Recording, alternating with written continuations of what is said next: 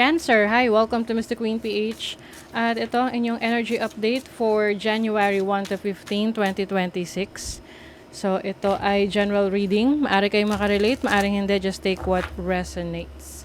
And another reminder, hindi po ako unang magme-message sa inyo ha, para mag-offer ng mga readings. Kayo po ang magme-message sa akin. Meron kasing mga fake accounts ng Mystic Queen PH tapos nang sa scam sila. So, ingat kayo sa mga ganon. Okay, all across social media. Ingat-ingat. Kung gusto niyo ng private reading, meron tayong link sa description or sa comment section. Andyan yung information. Para diretso na kayong makapag-book. Kasi pag nag-book kayo doon, automatic yan. Re-replyan ko kayo sa email. Okay, make sure you have an email. So, let's begin. Ano energy ng Cancerians? January 1 to 15, 2026.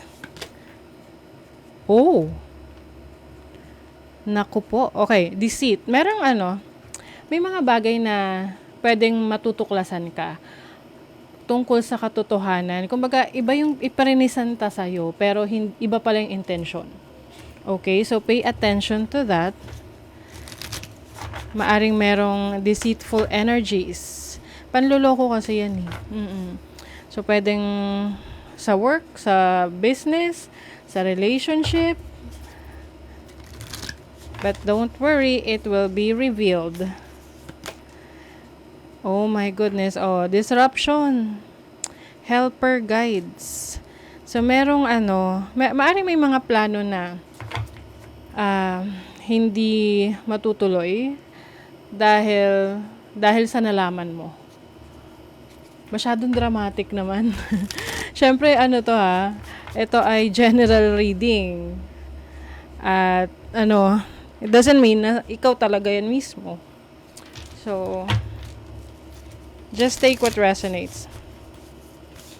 Parang kumbaga payapa sana yung isip mo, kaya lang merong manggugulo or may gumugulo sa isip mo. Ano ba yun? Manggugulo sa isip mo.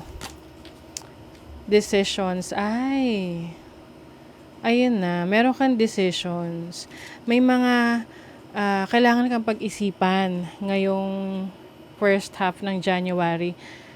Kung ito ba ay ipagpapatuloy mo pa kahit nalaman mo na yung totoo or nalaman mo na merong hindi magandang intensyon sa'yo ang isang tao or isang sitwasyon. Okay? So, be careful. Pero alam nyo, you are going to be divinely guided. Kumbaga, last minute, isi-save ka niyan. 'Di ba? Halimbawa, may panloloko sa negosyo o kaya sa investment. Yung tipong bago ka maglabas ng pera, matutuklasan mo na may kalokohan. O yung iba naman, bago ka magpakasal, malalaman mo na yung person pala na yun nanloloko. Niloloko ka pala. 'Di ba? Basta it's like, before you make that major decision, merong mangingialam. May mangingialam sa decision mo para ipakita sa'yo kung ano talaga yung totoo. Okay? So, let's see. Ace of Swords, clarity. Merong kaliwanagan sa isip mo. I can't make this up. This is the Tower. The Tower is disruption. Kaguluhan. Pero, ito yung tipong, paano ba explain to? Na, nalaman mo yung kung ano man tong katotohanan na to, at ikaw na mismo yung kinancel mo na. Oo. So, medyo medyo dramatic para sa iba sa inyo ang first half ng January. May pag-iwas, moving on. May iiwasan ka. Yes, you will definitely protect your energies, Cancer, ha? Kasi, yung parang i-isolate mo yung sarili mo. Iiwas ka sa magulong mundo. Iiwas ka sa toxic situation. Iiwas ka sa mga taong nagtitake advantage ng kabutihan mo. you're going to make that decision na tipong dahil dun sa katotohanan na malalaman mo, you will decide which path to take. Monumental to, as in super major decision. Lagi nyo isipin na itong disruptions na to, these are protections and redirection. Nire-redirect ka lang yan sa ibang sa ibang landas na mas makakabuti para sa'yo. Mararamdaman mo yan eh. Minsan kasi, nagiging blinded tayo dahil na nako-cover siya or natatakpan siya ng so much emotions. Halimbawa, masyado kang in love sa person mo, hindi mo na nakikita yung red flags niyan kasi kumukuti-kutitap na yung mata mo sa kanya eh. 'Di ba? Oh. Ano nga yung tawag dyan eh? Seeing in rose-colored glasses. Parang ganon. So ngayon, malalaman, parang mahihimasmasan ka. Yung iba sa inyo kasi parang alam yung feeling na na-hypnotized ka. Yung tipong, yung ibang tao, nag-iisip, bakit kaya gusto to ni Cancer? Bakit kaya okay siya dyan, na nagsistay siya sa ganyan kahit na ganito? Alam mo yun? So, sa'yo naman, di mo kasi nakikita yun. Masyado kang na-overwhelm sa, delusions, illusions, fantasy. Ayan. So, let's see what else.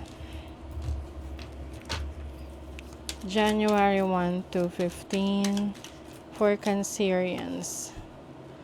Oh my God. Ayan may ika-cancel ka talaga. Yung iba sa inyo may susunugin. Like, susunugin nyo yung mga love letters or gamit. Wag naman ganun. Masyado namang, violente yan. Oo. Napagod ka na eh. Ito kasi yung parang paulit-ulit na issue, paulit-ulit na problema na akala mo okay na, hindi pa pala. Ayan. Nagkakaroon ka ng spiritual awakening, wise judgment. Don't worry kasi kung ano man mapagdidesisyonan mo, yun ang mapapabuti sa'yo. Yan. There's change. But there are also times hindi ka makapag-decide. You are torn between two situations. O baka yung iba, torn between two lovers. So, make your decision. Kasi, kung hindi ka makapag-decide niyan, walang magbabago. Ganun pa rin. Kung ano yung magulo sa buhay mo. Money, career, finances. You have the 4 of Swords. The 10 of Swords. Yung iba sa inyo, itong issue na to ay may kinalaman sa inyong trabaho, career, or business na you are finally recovering, no? Meron ka ng ni-let go na isang sitwasyon mo sa trabaho, career, finances mo na you are already healing from that and ready ka na for a new beginning. Like, for a change. Ayan. And then sa love life, okay, you have the 8 of Wands, the Magician, and the 2 of Pentacles. Okay, the Magician is about manifestation, communication, and pagdating sa love life, pwedeng merong mga choices. Gemini energy kasi rin to and Virgo, and then you have the 2 of Pentacles. Pwedeng may pressure sa paligid mo kung sino yung dapat mong piliin.